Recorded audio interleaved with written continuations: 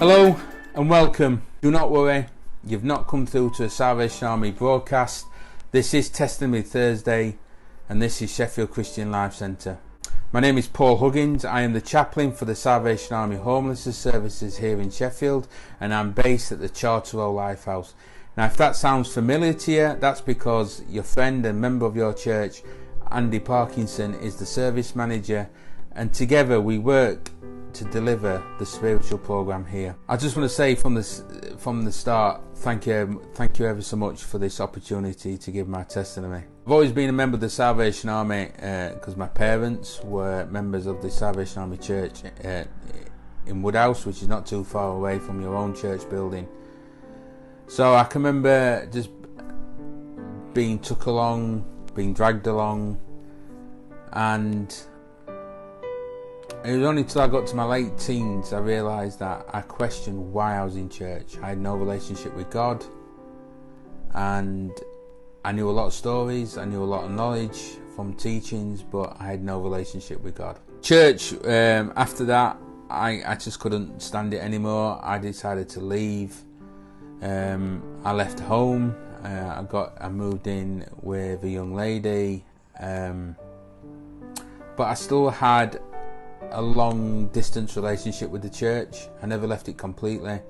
Every time I visited my parents, they'd tell me about what was happening in their lives, what was happening in the church. I also made guest appearances at the church, like harvest time, Christmas time, Mothering Sunday and Easter. Easter was the best one to go to, I found, because you got chocolate, and chocolate and church. Ooh. But I still didn't want to be a part of it, and I still didn't want to know this God character. I found myself in a situation where a relationship breakup.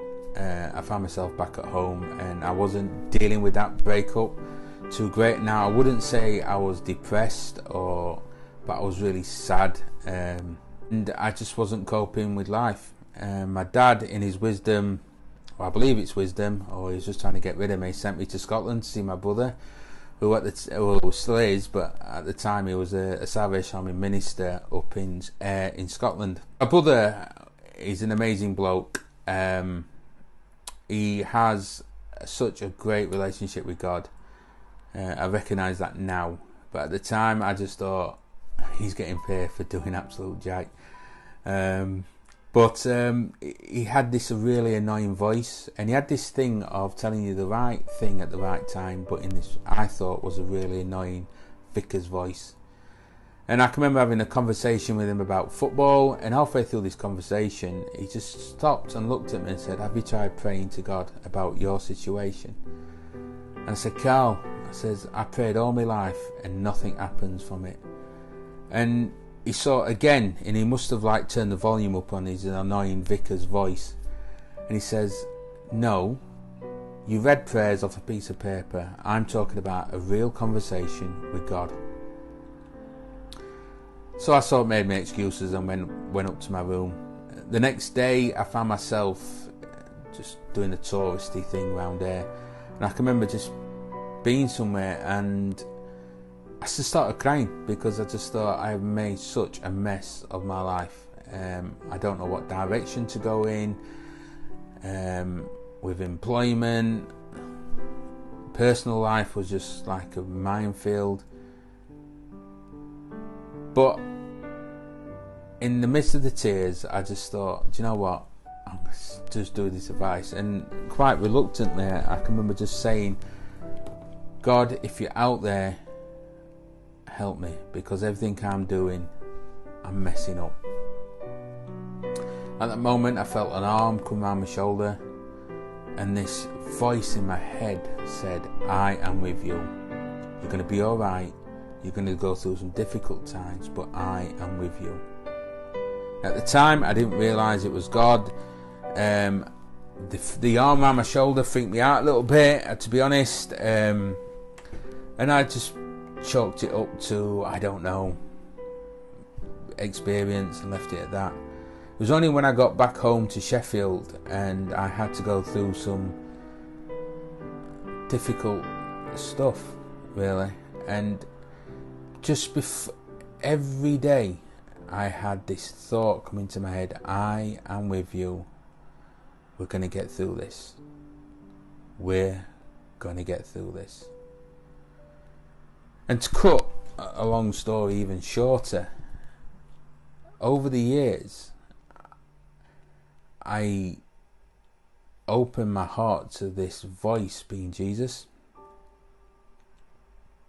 And the more I allowed him into my life, into my heart, and bearing in mind I had all this head knowledge about Jesus because what the church has told me, but just from being from there to there, that's 6 inches, wherever that is, my life completely changed. I wish I could tell you that after that day life was a life, it was happiness all the way. It wasn't. I still had difficult times ahead of me and still went through some really difficult times.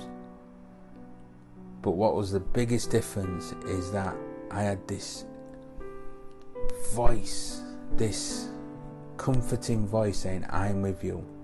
We're going to get through this. My testimony could be summed up in one word: hope.